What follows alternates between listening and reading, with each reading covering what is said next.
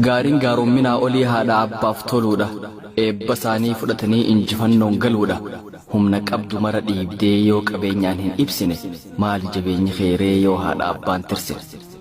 Khaleessa osoon uumamin eega uumamte boodallee khaleessa yeroo ati qullaa humaan qabne qoodallee warra dhufa kee eegee dhufnaanis si beeke. Gaafa ati daa'imaa malaa mariin qabne waan si baasu gootee garasitti hin dabne yaadadhu. Maa yaadachuu dhiiftasa dhiifkaan qabaatin naatu si yaadachiisa.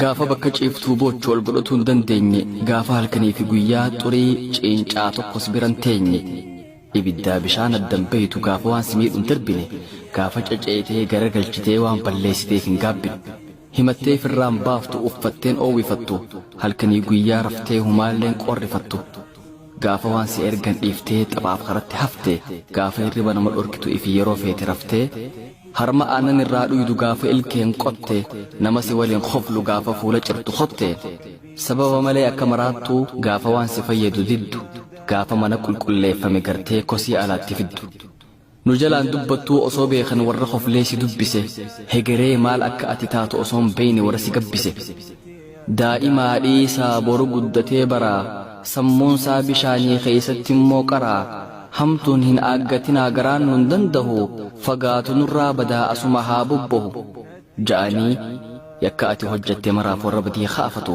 itti gaafatama hongan qabneen warra si baafatu. Gaafas warri si tirse harka lamaan qabee qabeenya qabuuf hin digee siif je'ee dhabee haadha abbaa keeti tarii dagatuu maltaa ati kunoo isaan jibbitee yeroo feete galta. Namaa ol akka taatuuf beekumsa goonfattee ejjennoo si guddisuuf qaban yoom galatu